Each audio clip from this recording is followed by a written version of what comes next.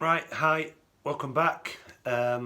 Yesterday, so I've got an update about yesterday. What happened yesterday? It was my CBT. The morning round the corns, in the afternoon, a couple of hours on a live road, which I absolutely shit myself. I shit myself all day basically. Not used to riding bikes, found it really difficult. Clutch control and throttle.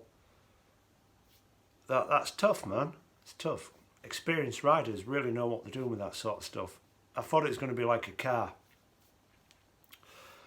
where you could just idle your car, release your clutch slowly, and the car will pull off, and you don't need no acceleration unless you're on a hill. This motorbike didn't do that at all. The guys were saying, the guys who were the instructors were saying, you need to put your throttle on, and it's all in the clutch. And they showed me a little bit of that, and I was explaining I'm terrified of that throttle, letting clutch out and bike going off. Whoa, and I'm off the back or something like that. They jumped on the little bike that I was using, and just for demonstration purposes, they more or less opened the throttle wide open and just released that clutch, and it just went along. So that sort of eased me a little bit and helped me understand. So I kind of got that, as you imagine, that's kind of like the first thing you're doing. So I'm falling at the first hurdle.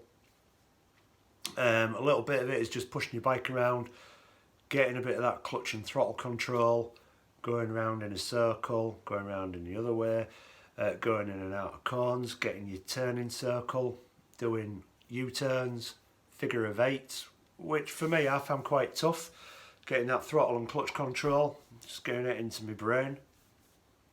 Also, the bike I was on was quite small, and when I was trying to turn the handlebars, I'm a tall fella at 6'1", and when I'm trying to do the U-turn, I'm finding myself having to sit right back on the seat so that handlebars aren't knocking my knees. They don't have a great deal of bikes to choose from. I think I got a picture of a selection of bikes what they have, but you don't get to choose what you ride. They more or less say you're going on that bike. I think they wanted the experience on the newer decent ones in case I crashed it or dropped it because of the lack of experience. Never crashed it, never dropped it. Constantly crapped myself all day, worrying about all sorts. Bike going to fly out from underneath me? Am I going to fall off? Am I going to hit something? Am I going to lose control and go into a curb? Or this is just in the training yard. I had zero confidence in what I was doing. Gradually it picked up a little bit. Stopped for break. Beautiful morning. Bit chilly, 12 degrees Celsius. Stopped for break. We only had like 20-30 minutes lunchtime. During that lunchtime, that's when they start the lecture while you're eating, which I didn't mind. I don't know if that's right or not, but I just think they wanted to get cracked on and get done, which for me, that's not a bad thing. Nobody wants shit to go on all day, do they? So, afternoon, it was out onto the roads, live roads, into traffic. I'm in Leeds. I did it with Leeds School of Motorcycle Training. The instructors are really good. If you're not doing very well in the cone section, they will just pull people aside, go through it with them, and get them to do it more and more and more. When they were explaining stuff, everything's overwhelming, so you might find I found myself a bit lost with what they were saying. And every time they were like do a demonstration, I was like, yep, too right, I do. So yeah, then that way, I find it easier to learn than be shown stuff. So they went round and did what you're supposed to do, which demonstrations are really good for me. So that went all right, all that sort of stuff. Back out onto the live road. I say back out, excuse me, initially first out onto a live road. I was in the lead. Quite a lot of us on the course. There were 6 of us there, 3 instructors, so they split us into groups of 2. The trainer behind you doing a really good job because they're keeping the traffic off you that are potentially going to nip in and out in the gaps you're leaving between yourselves. I was in the lead terribly. I couldn't follow instructions. I'm busy trying to remember clutch, gears, brake, not front brake, back brake, and everything else. Well, they're banging on into your ear saying, I say banging on, they're not really. It's just like simple instructions. Turn right at the next exit. So I go straight on. You know, I realised I pulled in fairly quickly, because they say whatever you do, if you panic or out like that, just pull into the left, or if you miss an instruction, just pull in when it's safe. I will tell you to continue on. If they don't give you any directions, and it's always straight on. So I took a wrong turn in quite a few times, but you know, I was safe. I didn't cause any accidents. I didn't put anyone in danger or myself in danger. Progressed on. Live road test, doing U-turns in a live road, quiet road, albeit, but there was still the odd cars coming down, so you have to do your shoulder checks, whichever side you're going. Same with junctions. A lot of it really is in that throttle and clutch, back brake. Forget about the front brake unless you're doing an emergency stop, or they get you travelling at high speeds, in which case you tend to be throttling down before you're approaching junctions, using the gears to slow down, not like in your car where you can cheat and, you know, you can block change down from fifth to second when you're going slow enough, you know. So you're using your engine braking, so essentially you've got three brakes, haven't you, really, on a bike? You've got rear brake, front brake and engine braking. I learnt that. I felt dodgy all day on it. I felt so at risk, so lack of confidence, lack of experience, but I managed it. I got through it. Taking you on the roads going up to 60 miles an hour, which is scary. I mean, what do you want me to say? You haven't got a shell around you. It's not like you're in a car. You're in a car, you've got quite a big shell of protection around you. Even fairly old cars now, they've all got airbags. They have like side impact protection. If someone bumps into you, what's going to happen in your car? At low speeds, you scratch your bumper, it might pull your bumper off, might dent your wing. Airbag won't go off. Usually they're not fast enough impacts. On a motorbike, the littlest tap is either going to send you flying off onto the floor, potentially rolling into oncoming traffic, or cars coming up behind you on the right hand side or left hand side, depending what lane you're in. So I was very aware of my own mortality and how scary it was. You know, people won't tell you, oh yeah, it's fine. And you see them doing these experienced riders telling you about your CBT, and I'll give you a demonstration, zoom, zoom, zoom. And they've done a figure of 8. Well, it's not that easy. Let me tell you, 5 or 6 times before you're doing that figure of 8, reasonable, and you're not doing it like they're demonstrating. You're still whoa, and you're trying to drag your back brake because that helps you get round tighter corners quicker. I did watch these guys on the YouTube. I keep pointing over there because that's where my TV is. Keep watching the guys on YouTube. Did help me. Watching them over and over again did help me, so I knew what to expect. But until you do it, you don't know. Top and bottom of it, you don't know. Came to the end of the day, sort of halfway through the afternoon, it started pissing it down. Luckily, we'd got pretty much all our manoeuvres done and out of the way by then. But it's autumn. It's cold here. It's not really cold, 12 degrees Celsius as I mentioned, but it started raining. It started raining quite hard as well, and that's when I crapped myself. Going around corners, like I said, it's autumn, so what's happening in autumn? Leaves are falling off the trees. It is quite leafy in the area where we were, so I was very conscious of that. Not only that, we have a lot of city traffic in Leeds. Even the quiet roads, the main roads, are busy, and you can't avoid it, which isn't a bad thing. I suppose it gives you a better awareness than doing it somewhere in the countryside like where I'm from. But with the traffic, the rain, white lines, slippy, they'll even look shiny when you're looking down at them. You can see pools of oil at lights, and on the road you can see the rainbow effect of the oil in the roads, as well as leaves on the corners, you know. So you've been really conscious on what's going on. You're hyper alert. You don't know what other drivers are going to do. We all think we're good drivers. I drive a car. I've driven a car for years. I think I'm a good driver. I've come from East Yorkshire originally, where it's known for bikers on the roads. So you are conscious of bikers, but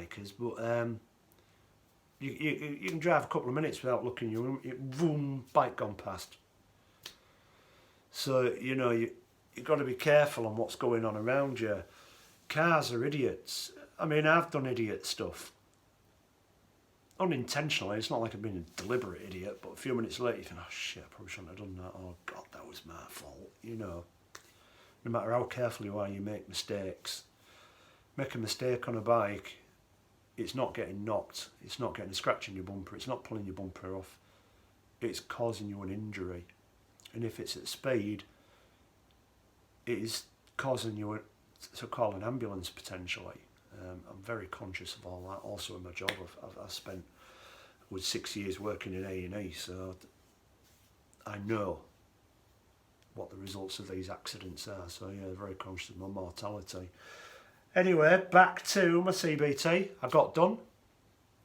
I was thinking I hadn't really done very well. Because at CBT, they say it's not a test. It is a test. You get a pass or a fail at the end of the day. They're not going to fail many people, I suppose. I thought I was on the edge, but the guys at the end just said, you did well. You lack confidence because you're not used to riding a bike. You did everything we asked of you. You were safe. You were doing your checks, both shoulders when appropriate. Checking my mirrors, I was on it, making sure, because not only that, you need to make sure where an instructor is as well, because he zips about and he protects you from the traffic from behind you. So, to motorbike instructions of the nation, well done, thanks. But yeah, Leeds School of Motoring, really good. If they were concerned about anything you were doing at all, even before you were out, well, before you get out there, they are pulling everybody aside individually and giving you that one-on-one tuition. Like I said, there were 6 of us, 3 instructors in total, 2 in the yard, 3 when we were back out on when we were out on the roads. Really good. At the end, he just said, I'm happy to award you your certificate. So there we go. I've got my CBT, done it. Couple of other little bits. I was going to go out and buy a 125 today. They asked me at the end of this, what are your plans now? I said, well, I'd like to go on and do my direct access, So I said, well, we're happy to do it for you, but because you lack of confidence, you're going to need a few extra days on a bike. Fair enough. That's where I piped up and said, well, I'm going to get a 125 and do that for 6 months before I get my direct access. All at once, all 3 of the instructors said, no. I was a bit shocked at that. I thought they'd be pleased that I'd be going out and getting a bike and getting some practice in, but ultimately their view of it was, new rider, very malleable, brain's like putty for absorbing this information on a bike. If I go out and get a bike, I'm going to pick up bad habits, I'm going to learn those bad habits, and it's going to be difficult to shake them. So they would say, if they were in my position, is just go on, do the direct access. I asked how much it was. It's nearly £1,000. It's a lot of money. It's not cheap, don't get me wrong. But in order to do that, I need to do a theory test, which is 23 quid. I looked at booking it yesterday, but I didn't actually have enough rota filled out to find out when I've got some days off to go do it. So I'll do that tomorrow, get my rota, book it this week, get the theory test done. Been practicing online on the theory test. I seem to be doing reasonably well, so I'll keep at that until I've got the theory test done. When the theory test is done, I just want to get on and do the direct access as soon as possible. So that's my plan there, and then I'll get the 250 hilts, I think, because it's what I need to be sat on. I don't want to get a bigger bike than 250. I don't want to end up in the back of an ambulance too soon. Or at all, really. As for my gear, yeah, I think I chose really well. The jeans fitted really well. The boots were good. I didn't get pissing wet through in the rain. Everything seemed to hold the rain off. Granted, it was only an hour. I imagine if I was driving at 60 miles an hour or 70 miles an hour on a motorway, I would have been drenched and soaked through to the skin. But I've got some waterproofs I can put over the top for those sort of days, although I don't really plan on riding. I'm more of a fair weather rider, I think. Certainly not snow and ice. I did buy a snood. Originally I bought £2 one off eBay. It arrived, I thought, what the far out is this, man? So I get that away, and I just went to a motorbike shop and bought one straight away. One for £15. It was made by a company called Oxford. It's not at hand, or I'd show you it. It really good. Kept me warm. I was warming all my gear. The gloves, somebody pointed out that they might be a bit thin for winter riding. I agree. They did me for a day yesterday, but it wasn't cold. 12 degrees isn't cold in the UK at this time of year. If I was going on a motorway, a long ride, and it was raining, I have no doubt that my hands would have been freezing cold. But I think for short commute weathers, for what I'm going to be using, they're going to be adequate. Definitely good for summer long rides, not good for winter long rides. So if you want to see what gloves they wear, go back and have a look. Don't buy them for winter long rides. What else have I got to add? Not a lot else. The bike I rode, I'll put a picture up. I think it was a CG125. Doing the manoeuvres, it's a bit of a small bike for me because handlebars kept catching my knees on U-turns and things. So I found myself having to shuffle back right on the seat so that I could turn the handlebars off without knocking my knees. I'm 6'1". All in all, glad I've done it. I did crap myself. No doubt anybody watching this who hasn't done it, you will too. Don't worry about it. Listen to what they're saying. If you're having problems, don't hesitate to ask the guys that are teaching you. They are to teach you. They don't want you on that road if you're not going to be safe, or have a little confidence in what you're doing, because by no means was I confident. That confidence did grow whilst I was out on the road. However, it's brand new. If you've not done it before, it's brand new to you. Don't expect to be confident, and certainly don't be confident if you've never ridden a bike. It'll be misplaced. Don't hesitate to ask them for help. Don't hesitate to ask them for advice on things. If you're not right with something, you tell them, and they will say, that's fine. Let's go around, let's do it again, and again, and again, and again. Repetitiveness, that's how a lot of people do learn. Don't hesitate to ask them, oh, can you just show me? I don't really understand. If you don't know, that's the time to tell. Not on the road when you're in live traffic. You're going to put yourself in harm. You're going to put others at harm. Car drivers, who knows who's in that car? Could be their family, their kids. Your instructor, he don't want to be put in harm. And they do amazing jobs at keeping that traffic off you. So well done, Lead School Motoring. Highly recommend them. They were really good. This is such a long video. I didn't mean to babble on so much. CBT, all done and happy as Larry. Next one, I'll tell you how I'm getting on with theory test. All right, all the best. Speak to you soon. Bye.